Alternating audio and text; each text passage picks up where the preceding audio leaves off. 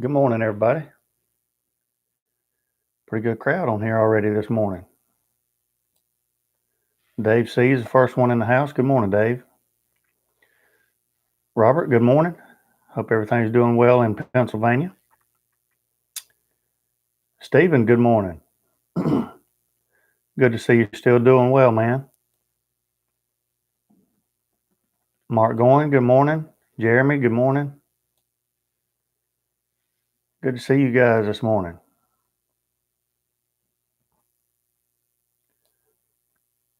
We're talking about the weather and temperatures this morning. I just checked the weather at the Jus Piddlin BBQ Weather Center.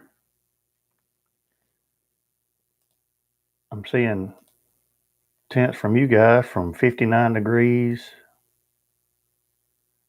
71 degrees where Stephen's at. That's more like where I'm at. Here in southeast Georgia, it's 72 degrees. Feels like 74. And man, we were out there in it all day yesterday trying to get the pool cleaned up. And it was hot. It was hot as fire yesterday, but today's going to be hotter. It's going to be 99 degrees today. Unbelievable. September is 99 degrees.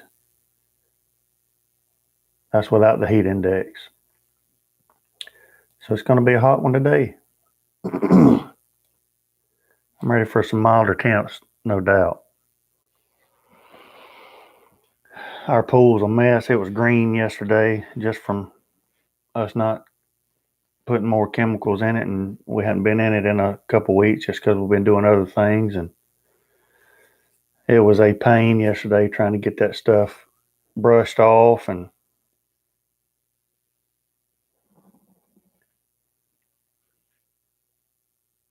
But today now we can get out on the back porch and enjoy it.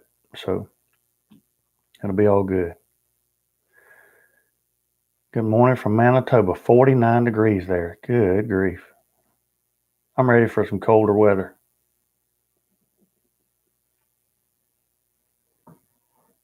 My game camera caught a 10 point 2 days ago, 50 feet from the house. That is amazing. Matt, good morning. Gary, good morning.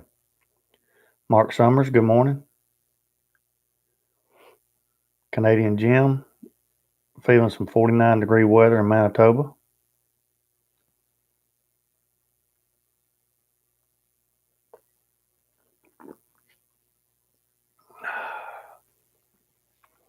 Start off with a little iron bean this morning.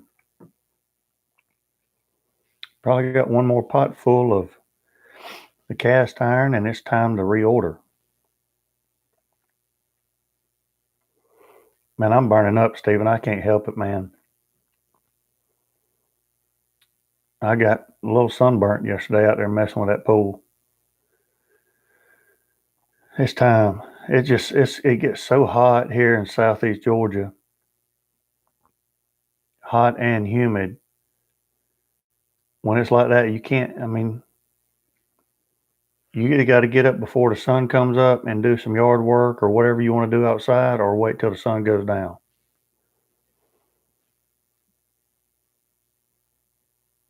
Mark, I appreciate that. I probably told y'all before, but that was for my our youngest boy, and was kind of looking for a way to. Now all those aren't home run balls, but a couple of them are, and a way to kind of keep home run balls without them just rolling around in the bottom of a closet or something. And I saw somebody that had some of those on Pinterest, so I just figured out the dimensions and made it myself. And that is actually made out of fat lighter pine, so it's really pretty heavy because it's got all that resin in the wood. But it turned out really nice. I've made a couple of them for other people as gifts and stuff. So really challenging because, yeah, that one's got. I've made one without mitered corners. I just really didn't like it as good. So the rest of them, including that one, every one of those corners is a mitered corner. And if you've ever made stuff with mitered corners, you know that getting one to match up right is pretty challenging. But when you've got 2, 4, 6, 8, 10, 12, like 14, I think, or something, mitered corners, and try to get them all to match up to make a square, a cross that's square, if that makes sense. It's a challenge. So even though that's a cross, there was some few choice words said during that process. But then I asked for forgiveness. So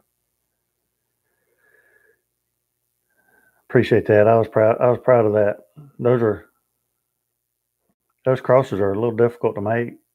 Probably easier if I had better tools. But at the end, when it all comes together, it's really worth it. So if you will, guys, before you hop off the live stream, just give me a thumbs up. I appreciate that. We got 12 in here so far, so that's good. Also, all of you welcome. But if you're catching this on the replay, I'd like to welcome you guys as well, because this is available for replay on all my videos. So glad to have you as well. Hope you enjoy the channel. If you do, please subscribe, give me a thumbs up, leave a comment. Cindy, good to have you this morning. Good to have everybody. Real quick, so the other day, Brandy and I ordered, okay, one more beer. Good to have you. Miss Rhonda, good to have you this morning. Hope everybody's doing well. Out for the morning stroll. Well, let us know if you see some deer. Rhonda, they've got deer all around their house. She usually posts some pictures on Instagram or something of the deer that they see. So let us know if you see any this morning. The other day we ordered 2 things from Amazon. They got delivered yesterday, but when I went out there to pick them up, there was 3 packages out there. So I didn't know what the other one was. Well, mailbag for the weekend. I got this spatula in the mailbag, and you talking about a spatula. I mean, that's a spatula. And with a bottle opener on the handle. So really cool. You talking about something great for picking up large pieces of meat like pork butts, briskets, spatchcock chicken. This would be perfect for that. Any kind of large meat. Or if you've got a bunch of little small, like meatballs or something like that, you could scoop 10 of them up at one time with this thing. So really cool. The problem is there wasn't any kind of note in the box or anything, so I don't know who it's from. So if it was from you, please let me know. I really appreciate it. Thank you very much. I'm going to get some use out of that. I've got one that my brother gave me. It's a Traeger spatula, and it is really big. Maybe this big, maybe not quite this big, but instead of this way, it's this way with the handle. So it's more rectangular this way instead of wide. I'm definitely going to get some use out of that. Thank you very much. I really appreciate it. Never know what's going to show up at Jus Piddlin BBQ mailbox. So thank you guys. Who makes it? That is I think it's a Oklahoma Joe. Yeah, Oklahoma Joe's. They make some of the offset smokers. Oklahoma Joe's. It's called a hog lifter. Blacksmith series. Really cool. Shorter length offers maximum control. Full tang handle with a riveted handle on it.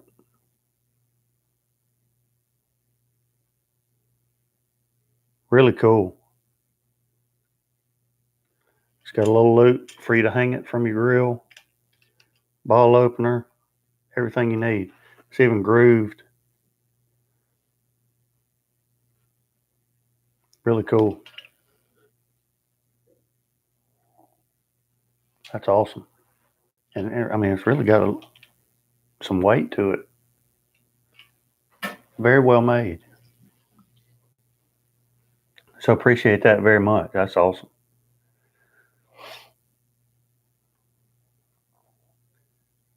Let's go back up here a little bit. First cook on the Watchman Stove. Awesome. That is awesome, man. Congratulations on the Watchman. Good stuff. And I think I'm going to be doing a little bit more on the Watchman. Ben and I have been talking, and I think we're going to plan on doing some cool stuff together in the future with that Watchman Stove. So I'll be looking forward to that. But I think, man, and you're right. A buddy of mine just got one that I work with, and he, I think, had underestimated it. And he didn't get the charcoal insert with it, so he was going to cook steaks on it the other night. So he just dumped and didn't have any stick wood yet.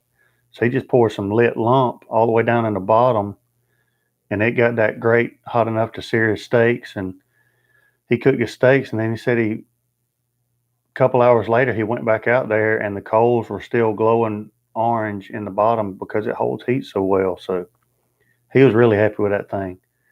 And I think it's really underestimated. So I love it, and it's just fun, and it's different. I like stuff that I have that nobody else really has, and that's one of those.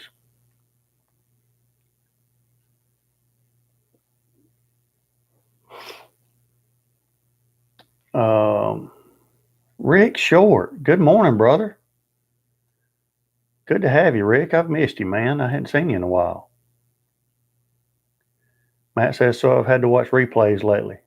Nothing wrong with that, Matt. I enjoy it. I appreciate you guys, whether you watch it live or catch it on the replay. I'm just glad we get to have this interaction whenever you can show up and do it live. But hopefully, Matt, that means that you've been busy, which is always a good thing. Again, if you're new to the channel, this wooden sign right up here, Matt's actually the guy that made it. Does some excellent work. If you need custom signs, check Matt out. We try to share his site and all that stuff. We shared it the other night, Matt. So maybe you'll get some stuff from it.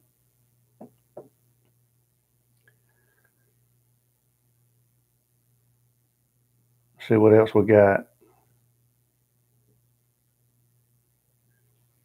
Jimmy Q. Good morning to you as well, brother.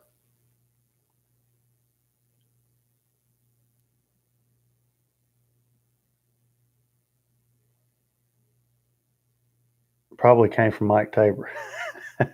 Melvin, good morning this morning. Was supposed to be in Jekyll Island all this week with all my kids, but when the storm came in, they sent their money back and closed down. Wow. Yeah, Jekyll's a pretty cool place. Melvin, I'm not sure where you're from.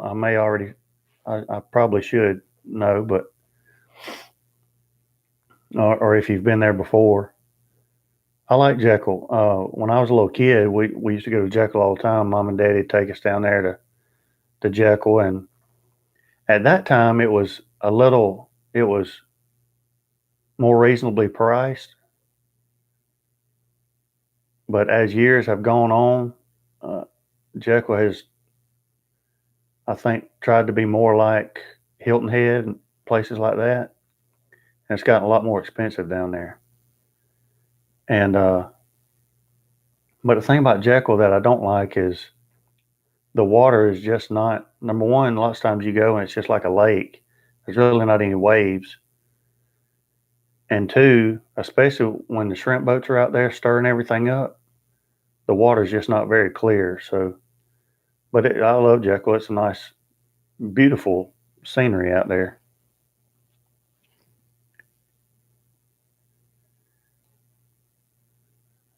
I guess Jekyll's about hour and a half away.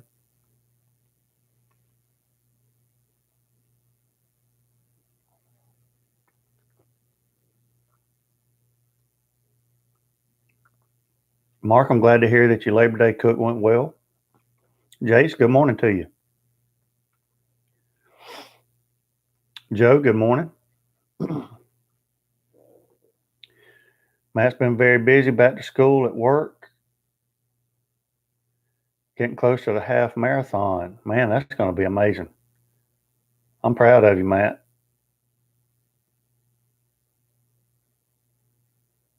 Found some coffee called Fog Chaser. It's a real deal for that. Needed this morning. Yeah, I needed I threw an extra spoonful of iron bean in the coffee maker this morning. I need a little pick me up this morning.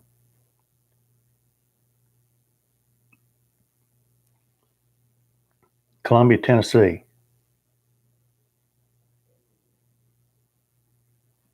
Oh yeah. You and all your kinfolk are from Waycross, Blackshear, Jessup. Yeah.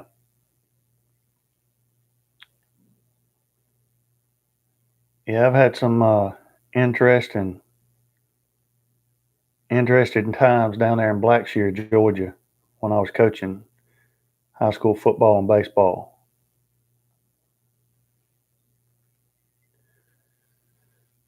Going to try all the iron bean coffees so far. I think Thor is the best.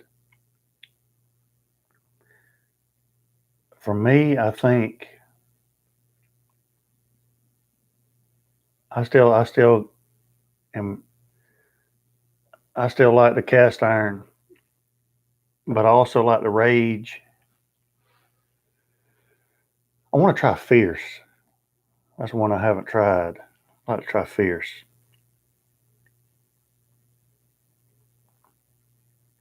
John, good morning. Hope everything's doing well for you. Rhonda says she's falling in love with Fierce. Got to try some of that.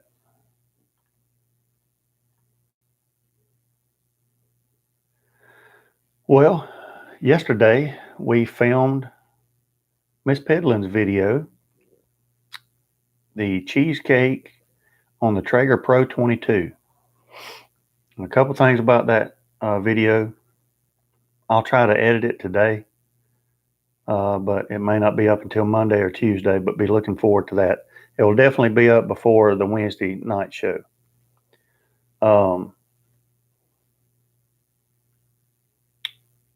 First of all, we were trying to figure out what to cook it on. And my son Nate, who's trying to get ready to head off to Marine Corps boot camp, he's staying here with us. And he's got his Traeger Pro 22 here. And it was sitting out there and it had some pellets in it. And he was away. So we decided to use the Pro 22. Never had that on the channel before. So I said, well, let's do that. So we pulled it out there and we cooked it on the Pro 22. Brandy did a homemade cheesecake crust. Now, keep in mind, this cheesecake is not even close to being keto friendly, but she did it as by request from some of you guys and the Wednesday night crew. So she told them that she would do the cheesecake, and that's what she did. So she made a homemade crust, graham cracker crust for that cheesecake, and we cooked it on the Traeger Pro 22. Turned out phenomenal, and the crust on it is different from any other crust that I've ever had in a cheesecake because it's I won't give it away, but it's not just a dry, crumbly crust. I'll leave it at that. We'll talk about that more on Wednesday night, but so that turned out really good. In the meantime, one of the reasons why I'm inside this morning was because yesterday we started that video. First of all, I wish you guys could experience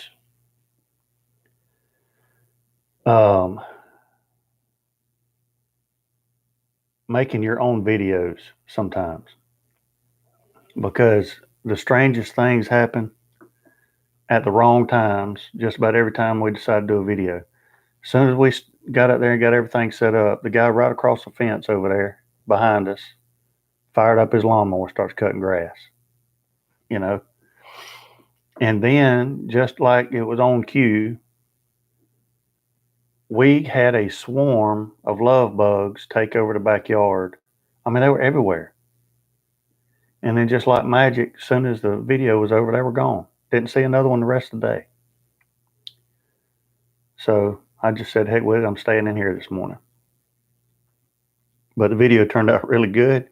And stay tuned to the end of that video, because there were some interesting things happened during the making that are pretty funny. I'll include those at the end. So watch it till the end and check out the extracurricular stuff. John says, Kelly did a keto-friendly cheesecake and it was delicious. I've seen a lot, and I also saw a recipe for keto-friendly bread, and just making a whole loaf. And I thought that would be a pretty cool video to make. So I might do that here in the future. Make a keto loaf of bread on the smoker. That'd be pretty cool.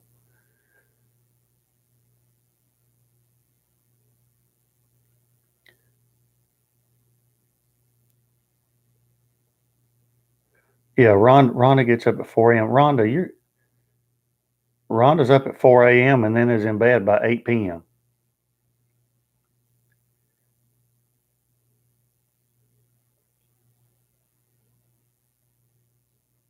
Have you tried the chaffles yet? I've never even heard of that, Matt. That was a good, love was in the air.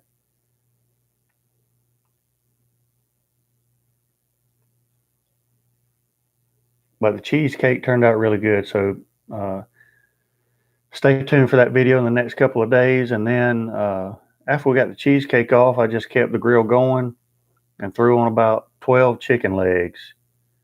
We already had some vegetables cooked in the kitchen. We just needed some meat. 12 chicken legs was about $4, $3, really cheap. 98 cents a pound, I think, was the chicken legs. So it's hard to beat that. Threw some coffee rub on them. Put them on the grill. I like to cook my chicken legs a little past what's recommended, just because I like for my chicken legs to get done down by the bone. Sometimes they can be done in the heart of the meat, but when you get down close to the bone, they still look a little pinkish. I don't like pinkish in my chicken.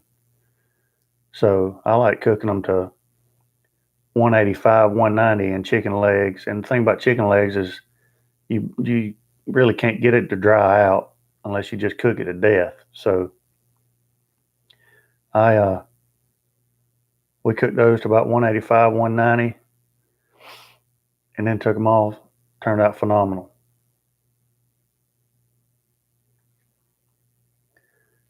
They are awesome. I make them on the weekend now, every weekend. I need to look those up. Waffle that's keto friendly.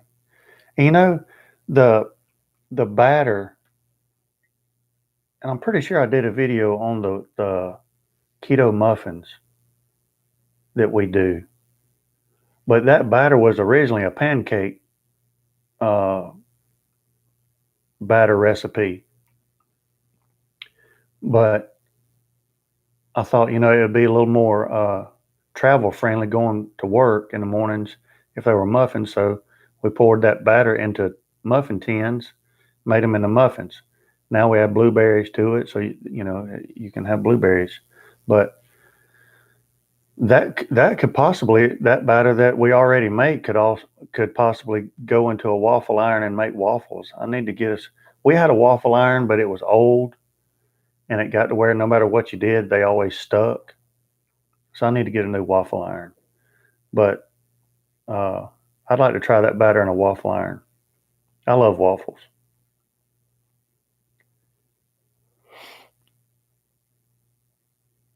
And John, you're right. There's so many recipes online now that if you want it, if you want a different version of something, you can find it somewhere. No doubt about it. Ah, a waffle made of cheese and eggs. Yeah, that's way different than the batter that we use for the muffins. But that sounds pretty good too. I'll have to check that out. Well, we get a chicken leg video. Just checked your channel and didn't see any. Yeah, I've got one on turkey legs. I don't have one on chicken legs, but that'd be a simple video. Real easy video. Yeah, I can do one. Sometimes, and Rick, I appreciate that. Sometimes I have to be reminded that, like sometimes I think a video on chicken legs, who's going to watch that? I mean, anybody can cook chicken legs, but sometimes I think things are too simple to put on the channel and maybe they're not. So I appreciate that reminder. I'm doing a dozen chicken thighs today. I almost got chicken thighs yesterday, but then I saw those chicken legs on sale and got them out. Now, speaking of turkey legs, one of those chicken legs looked like a turkey leg. That thing was huge. But there was only one that size in there, so I wonder what happened with the other leg. After 24 years, 6 months, and 4 days of having to watch the sugars and carbs, pancreas is producing insulin, and I'm eating all the sweets I can. I don't blame you, Stephen. I don't blame you, man. I'm glad everything's working out for you.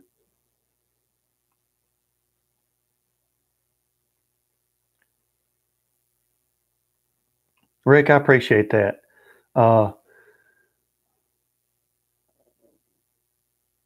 And I guess I shouldn't be that way too. Sometimes I try to think of, well, should I do a video on this? Well, nobody's probably going to watch that. But I've already figured out that I'm not a very good judge of what people are going to watch and what people are not going to watch. Videos that I thought were great hardly get any views. And then videos that I think are just average type videos, they get huge reviews. So I guess I just need to quit trying to guess who's going to watch what and just make videos.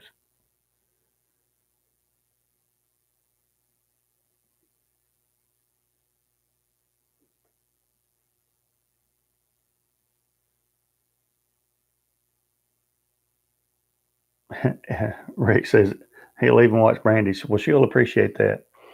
She says she's got to start doing them more often so she'll get used to it, because it's just weird looking at the camera and talking like it's a real person. And I remember that feeling when I first started videos. It took me 6 months to make my first video after I got a camera and a tripod. I tried twice. I sat out there on my back porch and looked at a camera and started talking. I thought, I was scared the neighbor was going to hear me and look over here and think I'd done gone bonkers or something. But now it just feels natural. It feels more like I'm just talking to you guys, So I guess it's just something you got to get used to. But she did a good job yesterday.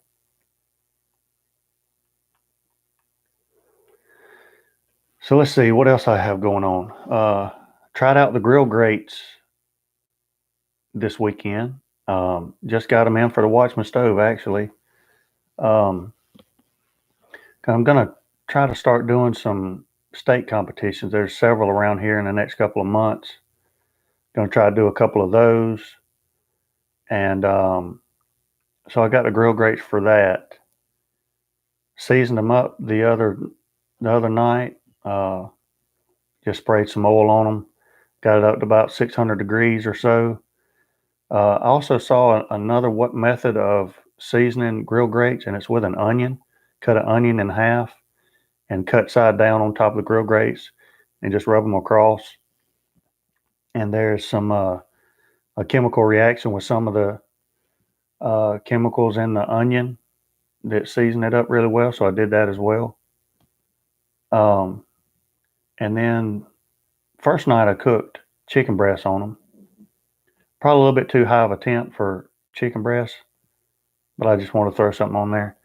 But then Friday night I did steaks. That turned out really well. So really, pretty grill marks. I'm still not one of those guys that feel like grill marks are what makes a steak, but it looked good. So, and it was good. So the grill grates did really well. September 20 something, September 28th, maybe. I'm going to be doing a local hamburger cook-off, burger cook-off in the next town over.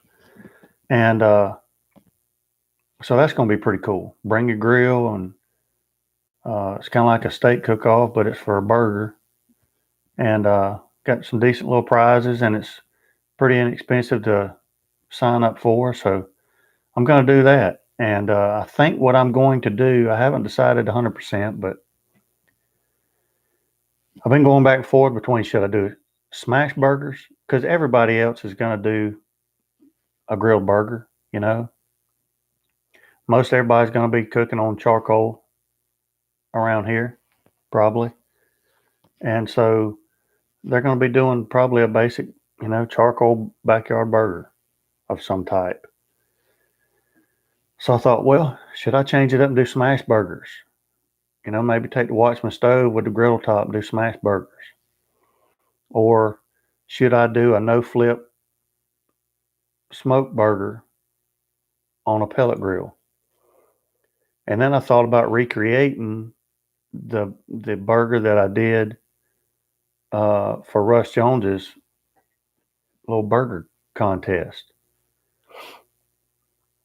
Just do the whole thing all over again, making my own hamburger buns and cooking those on the pellet smoker, and then all that stuff, the caramelized onions and everything. Thought about doing that. So I'm really leaning towards that. So you've got, your smash burger, probably a double cheese smash burger, but that's going to be pretty basic, although the flavors are really good on a smash burger. That's probably my favorite type of burger. But I think maybe that other burger would be more of an attention getter, I guess. So we'll see. I'll let you know how it goes, which one I'm going to do, and we'll try to do some filming of all that stuff and bring that to you too. So got a couple exciting things coming up with the steak cook-offs. I'll let you know when I sign up for one of those. Definitely doing the burger cook-off at the end of this month. And then in November, the big pig jig me and Harley's going to do. Harley's been up at Atlanta with the Ace show this week, cooking for them and having a big time up there. So I hadn't really talked to him much this week. I know they've been really busy. So Mark says do the smash burgers on the Watchman. That'd be really, really cool. I'll have to see. I hadn't decided yet. Great. Yes. The grates were 600 degrees when I put the onion on there. And then you just rub them back and forth. Number one, it smells great because it smells like caramelized onions, but it does put like a goldish brown hue to them once they get hot. So turned out pretty good.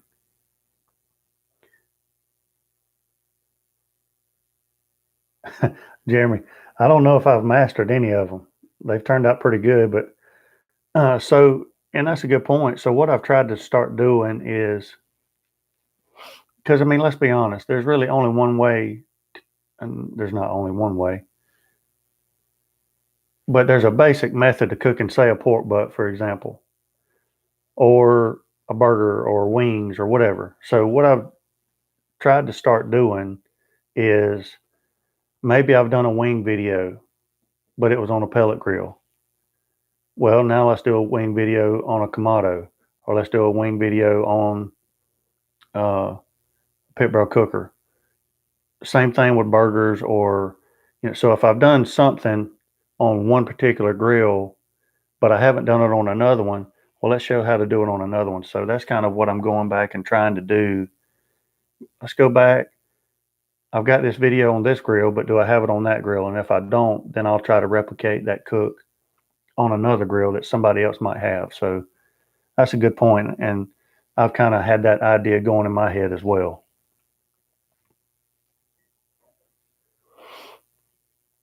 Okay, one more beer. Smoked burgers on the Traeger yesterday, then finished them on the Watchman. Turned out great. That's a good technique as well. A little reverse sear on the burgers. I'm glad you're enjoying that Watchman stove.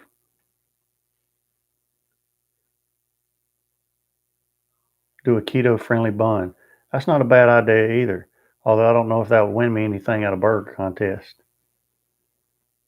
Wheat, good morning. Good to see you this morning. Cheers to you.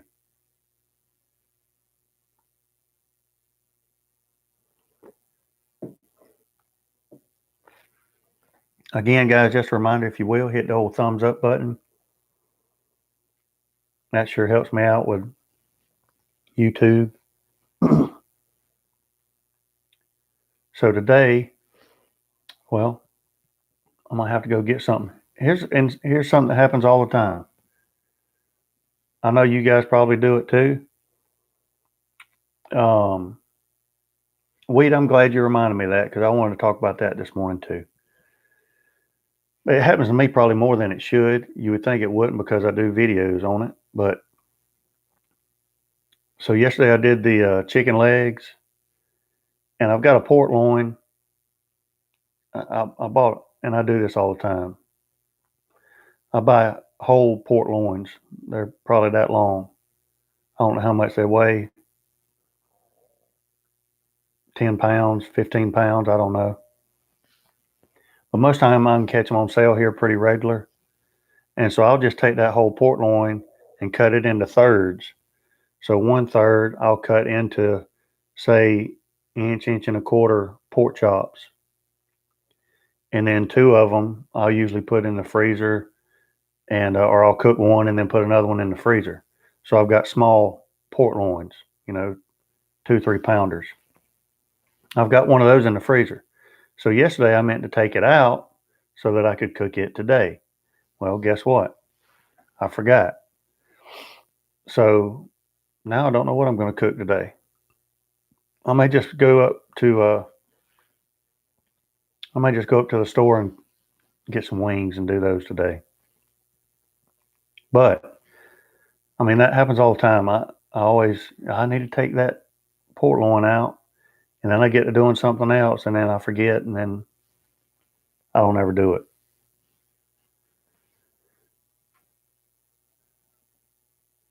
Wheat says, saw your question on meat cranium. And I asked, and he's got a channel. Check him out if you haven't, Meat Cranium. I asked him about the 3 tools, must-have tools, barbecue tools. But I also watched a couple of more of his videos, and I really enjoy his channel. And there's a couple reasons why. But number one, he does good videos. He does good videos. So if you haven't checked him out, check him out. But also, a couple of his videos stirred up a little controversy. I will certainly get, you talking about the Meat Cranium's channel? I'll certainly get it for you. But he's done a couple videos that were a little controversial, and I like seeing channels that that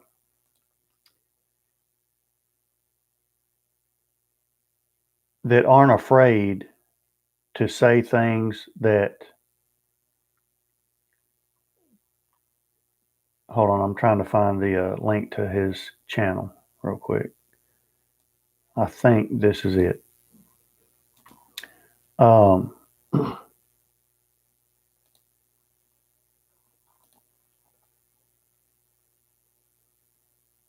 I'm going to put it right down here in the bottom. I think that's a link to his channel. If it's not, let me know and then I'll figure it out. But you know, anyway, I'm glad that he had the courage, I guess, to not back down from what he believes in, and realizing that he's going to catch some flack for it. And I guess one of the reasons why um, I like that is because I do that a lot of times too, probably to my detriment at times. But I'm a guy of principle, and if I feel strongly about something, even though I know it may hurt me in the long run, I'm just going to let it fly and let the chips fall where they may. And that's kind of what he did in some videos. And the videos concern the slow and sear, and also the new what's it called, cold grate steak technique. And you know, like Hobo, he did a Hobo Nickel. He did a video a long time ago now about the slow and sear, and man, he caught tons of flack about doing that video. But it was really true. I mean, um,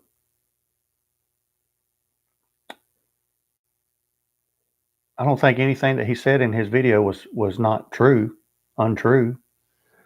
But there was a lot of people that he was in a cooking group with that were friends with the guy that makes the slow and sear,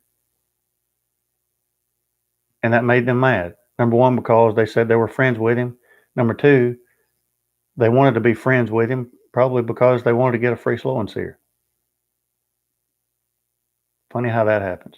So he was kind of banished from a lot of those people's friendship, which if that's the case, then they really weren't friends to begin with. But Meat Cranium kind of did the same thing. And man, you talking about catching flack. He's caught a lot of flack, notably from the guy that makes the slow and sear. But I kind of agree with old Meathead a little bit as far as when certain things come out. What I have found is the first reaction that I have to it is usually the right one. And I've had that reaction to the slow and sear and the spinning grate thing. And also how much the stuff costs. You know? Now, do I think you can get good results with a slow and sear? Yeah, probably so. But not much different than the charcoal baskets that I had with my Weber kettle and adding a water pan. I mean, anybody can do that for pennies on the dollar. So, and then the spinning grate thing, in my opinion, that's a little ridiculous. That's just my opinion. Yes, that is correct, Mayhem. Cheers back to you, brother. So I guess here's my question to you. And there's a lot of gimmicks out there in the barbecue world, a lot of them.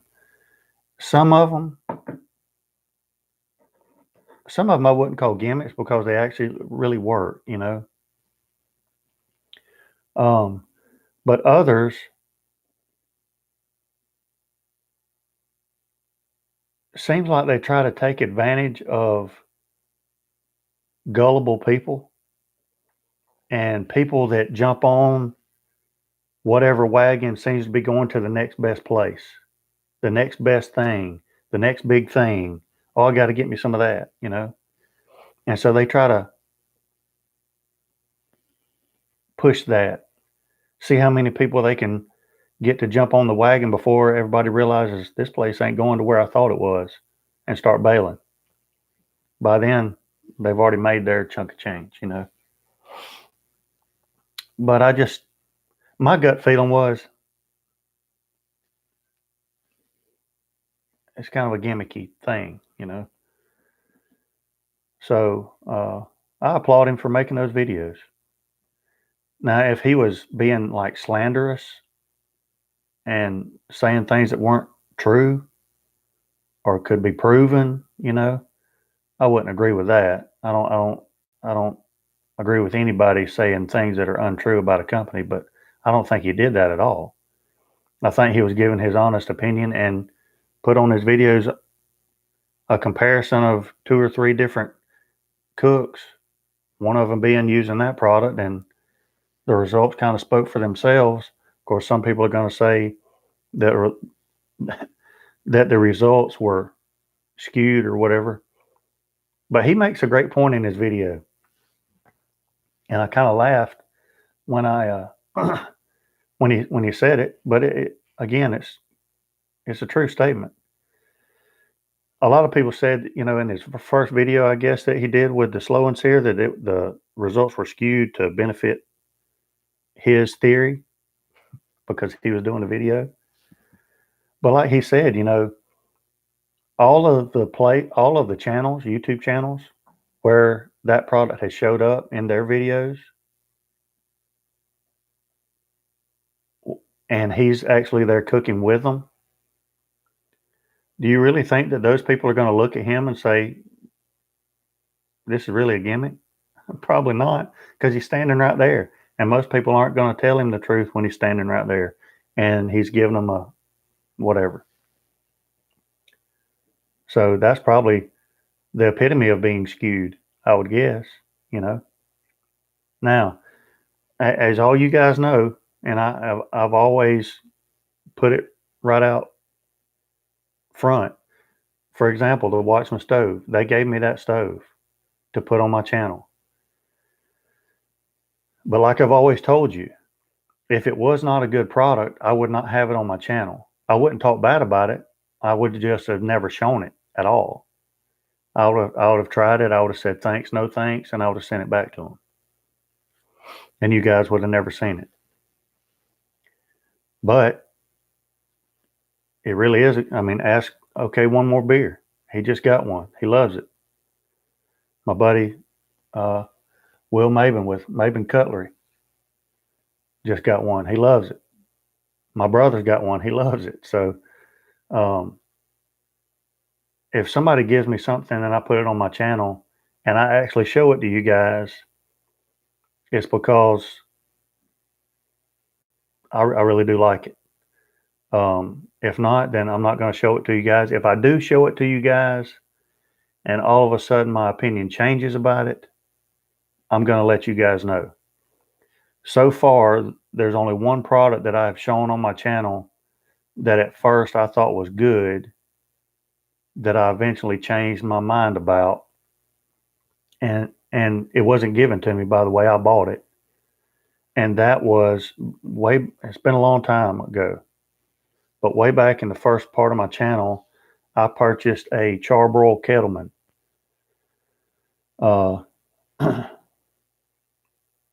And really, one of the reasons why I bought the charbroil kettleman is because I didn't want to buy a Weber kettle. And people find that hard to believe, but the reason why I didn't want to buy a Weber kettle was because of Weber owners, not because of the Weber kettle. The Weber kettle's great, but I've said it before, some of the most egotistical, unreasonable people to deal with are people that have mastered a Weber kettle. And they think that Weber kettle is the end all be all. I was thinking this morning before when I was getting ready to do this morning, I was thinking about this topic, and I thought, you know,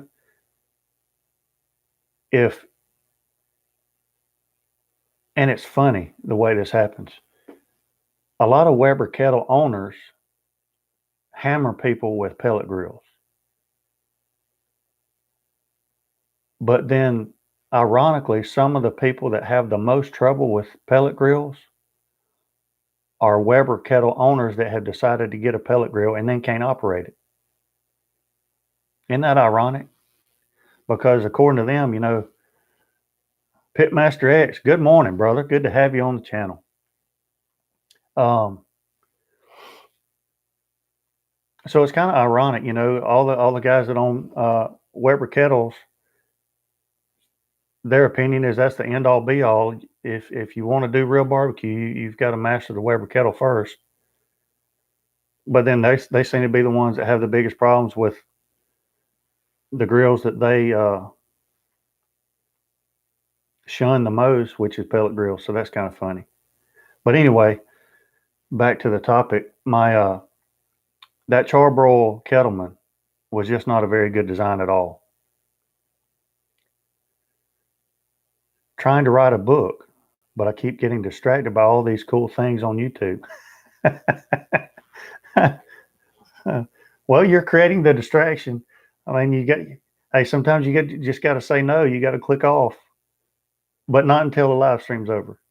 Appreciate you being here. One of the best channels on the planet, Pitmaster X.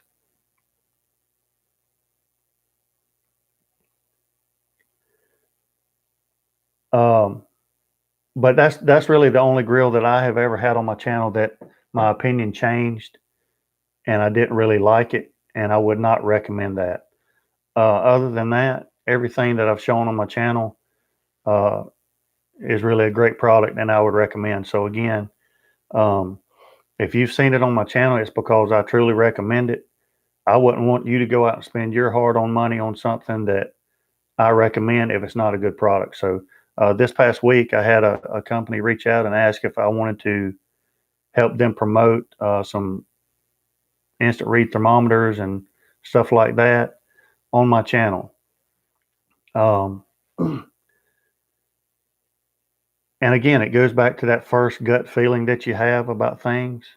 And they had a link to their stuff, so I looked at it, and my gut feeling just says, I just don't want to put that on my channel.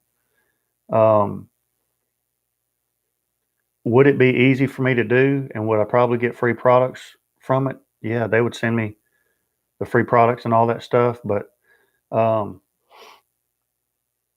it's just not worth possibly putting something out there that is not a quality product. So I would just rather say no to that. And then hopefully one day a better opportunity comes along. So that kind of goes back to all that. But anyway, I just thought that was pretty admirable by Meat Cranium putting those videos out there, knowing that he was going to catch flack for it. But I think it was well done on his part.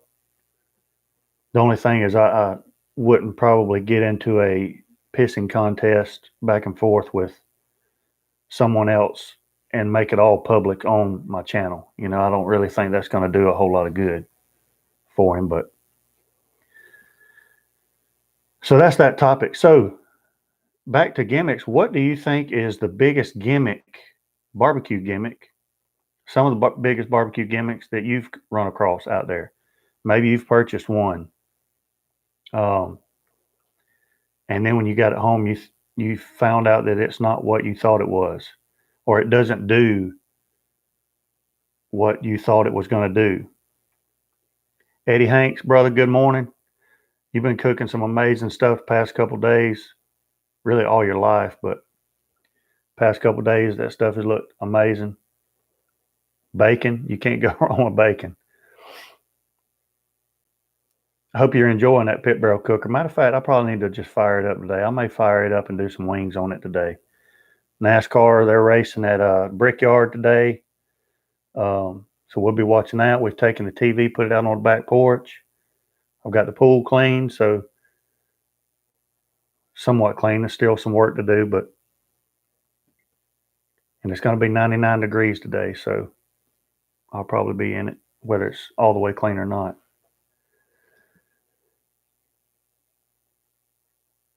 Bluetooth dot let me down. And Eddie, was that because it wouldn't connect or the range? I see a lot of people buying Bluetooth stuff, but then the range that the Bluetooth reaches seems to be letting people down a lot. Cheap probe thermometers for me. Yeah.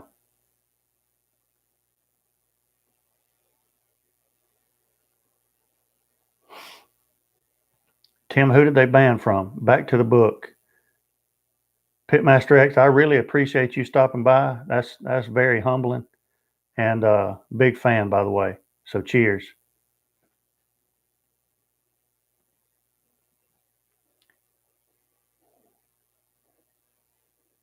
Well, Tim, I would imagine that there's going to be a lot of NASCAR fans that remind them pretty quick if that's the case. But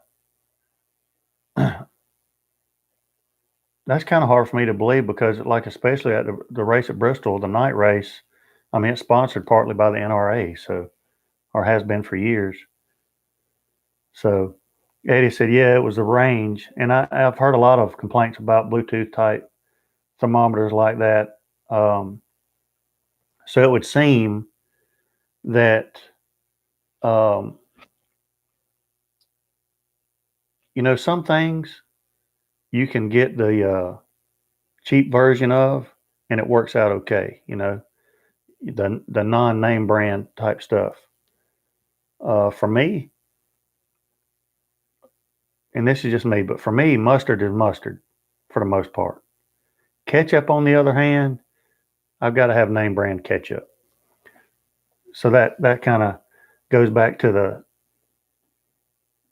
temp probes and thermometers. Those kinds of things, I think you probably get what you pay for. It's better to go ahead and just spend the money um, and get a good one, and then you're done with it. So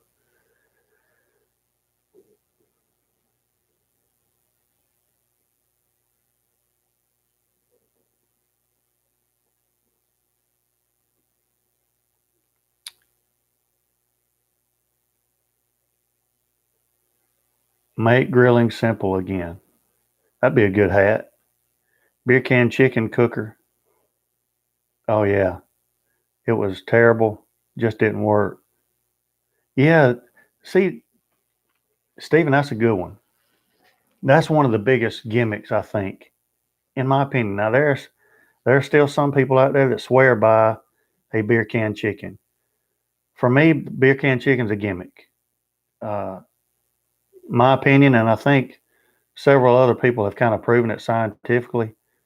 That beer really doesn't do anything but create a cesspool of chicken bacteria. I mean, that beer can is not going to get hot enough to evaporate the beer and impart it into the meat and all that stuff.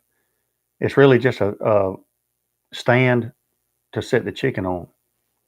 So I still think, in my opinion, if you're going to cook a whole chicken, the best way to cook a whole chicken is spatchcock, spread it out, everything cooks evenly, and you get smoke on the whole underside and on the top. And I just think that's the best way to do it. I would say that, Stephen, you're right. That's probably one of the biggest gimmicks on the planet. It Because once somebody came up with that idea,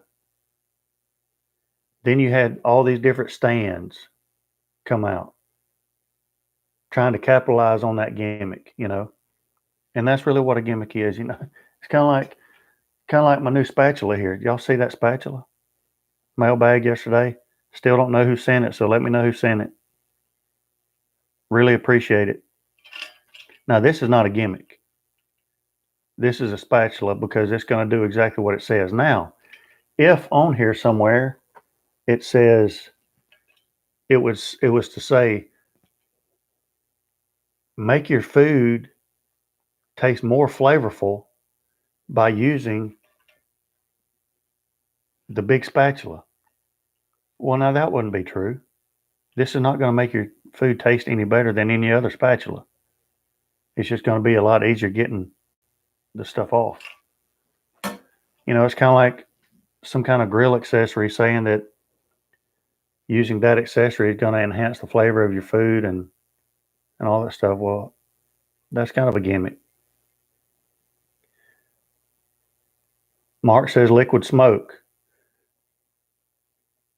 Fake smoke. Tim says fake smoke flavoring is a gimmick. Ooh, what about a spatchcock turkey? I don't know if I've ever seen a spatchcock turkey, but I mean, I think it would be.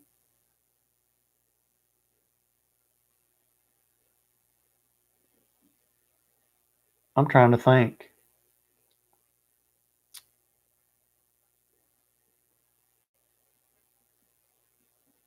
I may have done a spatchcock turkey. I don't remember. That would be a great upcoming Thanksgiving video though. Spatchcock turkey. Good idea, Wheat.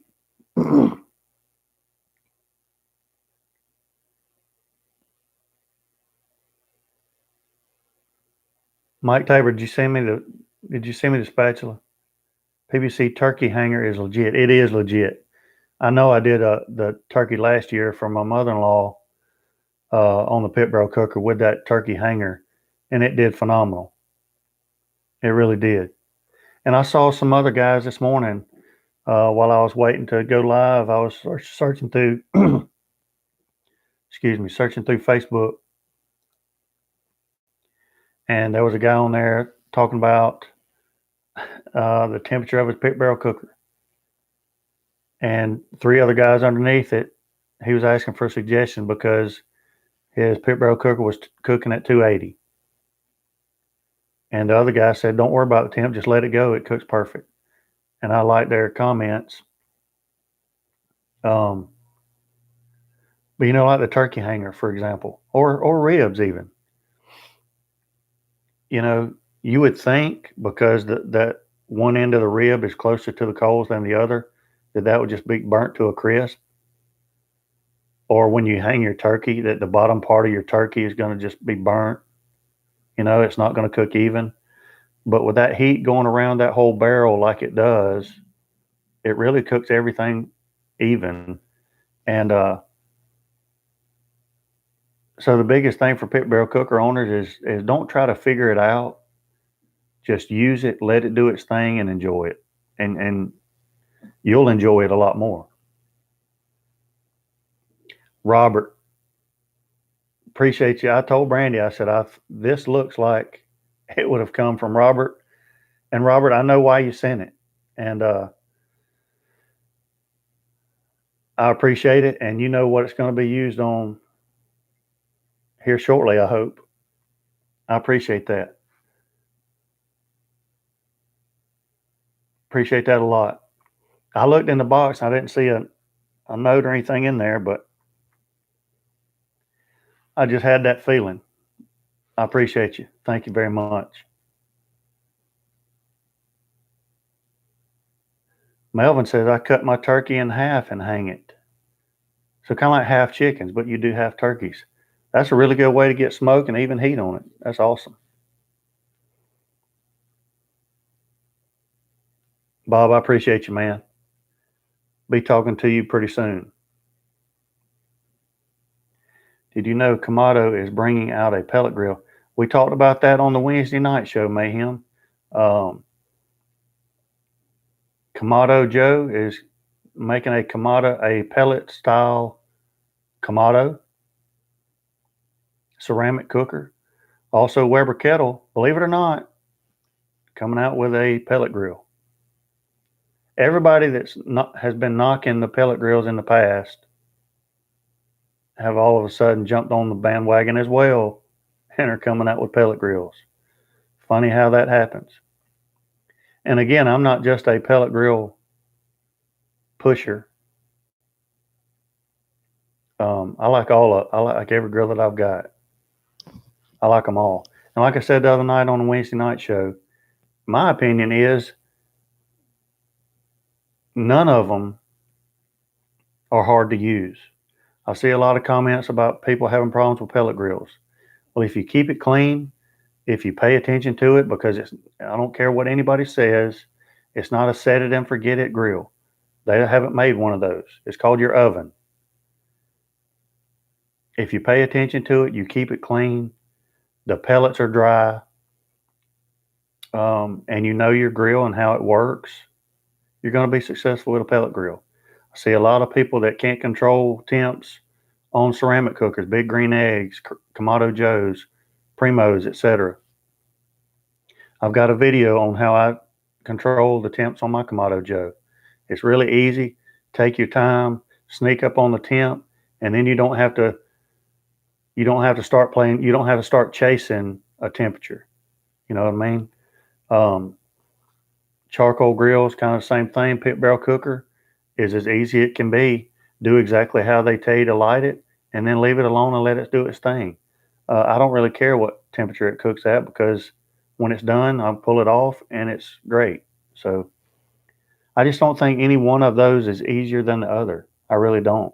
My Kamado Joe is just as easy to me as it is to start up a pellet grill.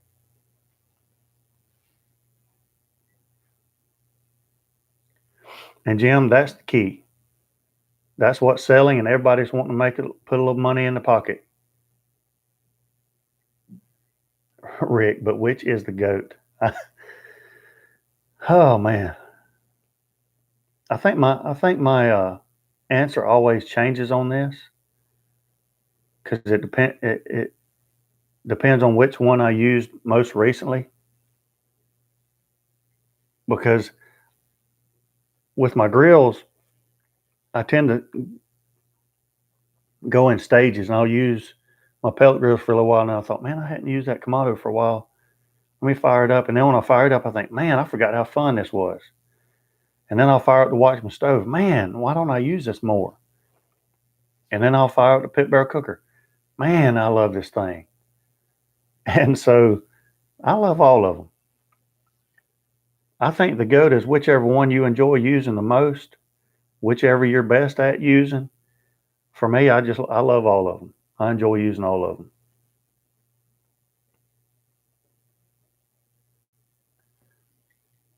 Jeremy, I appreciate you, brother. Thank you so much.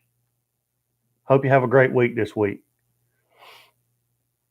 I am not a pellet grill enabler, Mike. The goat is the one you're running in your backyard. That's exactly right. Now, the question, though, would be, if I had to choose one, which one would I choose to keep? That'd be tough.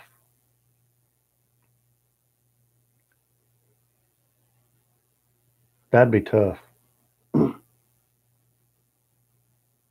I got to be honest with you, it would probably be, oh man.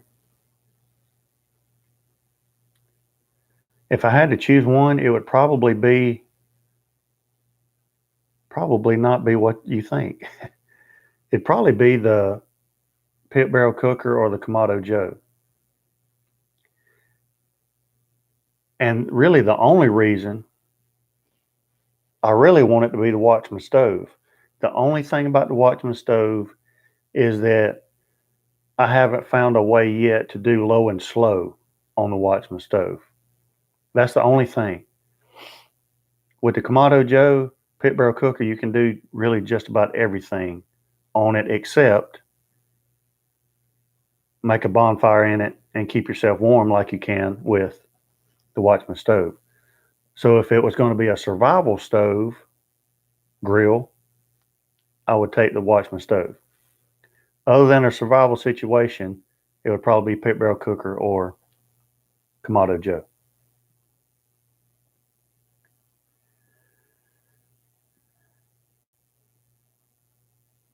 Let's see what we got here. I probably missed something, I'm sure.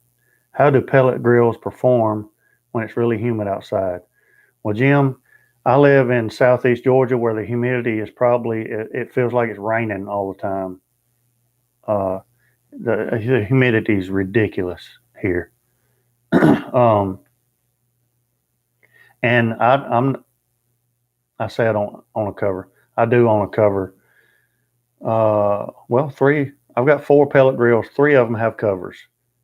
2 of them never see their covers because I use them all the time. The Pro 780 Traeger and the Grilla Grills Silverbac. I don't have covers. I do have covers for the 780, but I don't use it.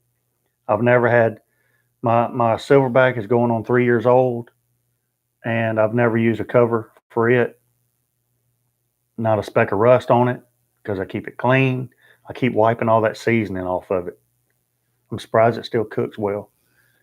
But I've never had an issue at all. I have had one issue with a pellet grill, but there's a difference between humidity and actual rain. I had one issue with the Traeger Tailgater at Bristol in the rain, and it was because rain was actually going into the little exhaust holes on the back. That would happen on any grill if it gets water inside the grill. So that was my fault. But other than that, I've never had any issues with that. Now, with that being said, my brother had an experience with a guy a couple weeks ago who has a pellet grill, but he just keeps his pellet grill at his lake house. That'd be nice. Keeps it at his lake house on his lake dock, and he may use it, say if he goes to the lake this weekend, he would use it this weekend. It may be 4 weeks before he comes back. So he let his grill sit there on the lake, literally on the lake, for 4 weeks. Then he came back, tried to fire it up. It wouldn't get to 200 degrees. He calls my brother, and he's, being quite ugly. When in fact, after my brother told him to open up the hopper lid and look at his pellets, he opened it up, and it looked like popcorn in there because all those pellets had swole up because it's sitting right on the lake. Obviously, a very moist environment. We had some nice storms roll through as well. And so that's the only thing you got to be aware of. Make sure your pellets are dry. And if it's going to be a couple of weeks before you're going to use them, then take those pellets out, put them in a plastic container that keeps them dry until you're going to come back. Okay. That's really the biggest issue. But for me, I use my grill so much that my pellets never have an opportunity to get wet. So, and I keep them all in containers. That's one advice that I will give is once you get your pellets to your house, don't trust that plastic bag that it's in. Go ahead and get you some plastic containers with lids and get them out of that bag into that plastic container with a lid on it. That way you know it's going to stay dry, because a couple of pinholes in those plastic bags, it doesn't take much for moisture to get in there, and then you've got some bad pellets. So that would be my advice with that. I was thinking maybe the pellets swell up in the humidity. They do. Put one out there and just put a couple drops of water on it and watch it. It swells up real big, and it will create a big, huge jam. Kind of bind up everything. But I haven't had that issue here at my house. Eddie says, and go. I love it. I think we all agreed, fat cap up. Mike Tabor, he likes stoking the fire.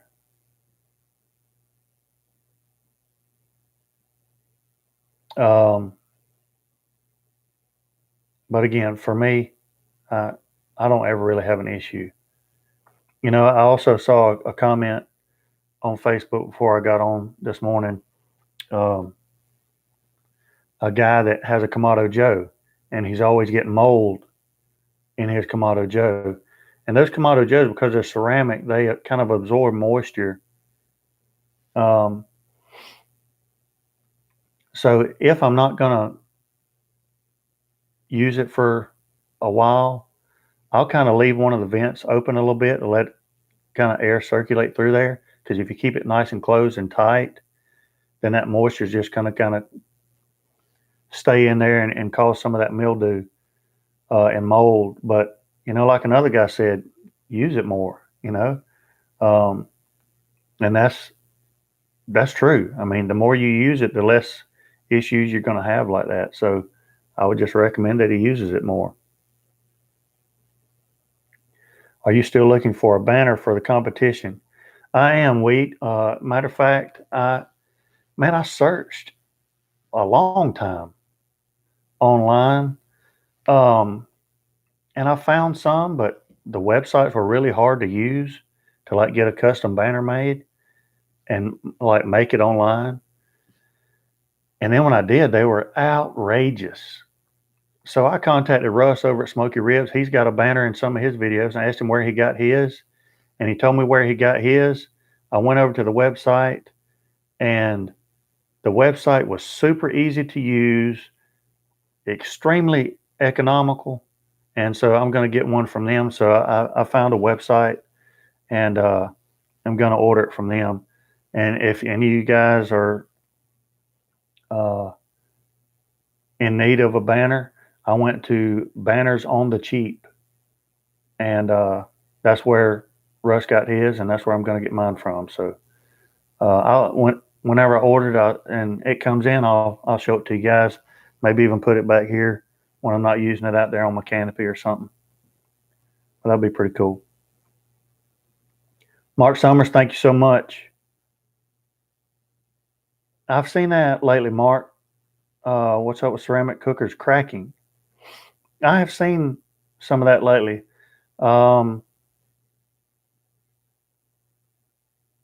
That's awesome. Russ has been Russ is one of the main reasons why I started my channel. I started watching his channel, and he kind of felt like my kind of guy, just like pretty much like me. We had a lot of similarities and things in common, and just everyday guys. And I thought, if Russ can do it, I can do it too. And I wanted to share, so that's why I started my channel. So, and me and Russ, we talk on the phone a time or two, and he's helped me out a lot. And I need to reach out to him again about a couple of things. But really great. So that's awesome. I appreciate you being here. Oh, the ceramic cooker's cracking. Yeah, I don't know. I don't know if it's a specific. I haven't paid attention to it enough. I've seen it recently a lot. Seemed like a lot, a couple times, but that seemed like a lot, I guess. I don't know if it's brand specific or if it's just ceramics in general. I do know that a lot of the ceramics internals, at least, are kind of, I think, made in probably the same place. But I'm really not sure. I don't know if it's the environment. I don't know if it's heating up and cooling down too fast, if they're, extreme temperatures or what. I don't know what the situations are with those, but it is, some people say it is concerning, and that's why they won't buy a ceramic. Well, I mean, there are pros and cons to every type of grill that you could buy, I guess. The only downfall is they are really expensive, but the plus is, on the other hand, most of these ceramic companies, if they do crack, they're going to replace them for you. So where's that bird competition going to be? It's going to be in Reedsville, Georgia. I'll get the date, Joe, and if you tune in Wednesday night or the next time you tune in, just ask me again, and I'll give you the info for sure. But I think it's going to be September 28th in Reedsville, Georgia. Matter of fact, I think I've got the paper in there. If you get a ceramic cooker wet while it's hot, it will crack, same as glass cookware. That's good to know.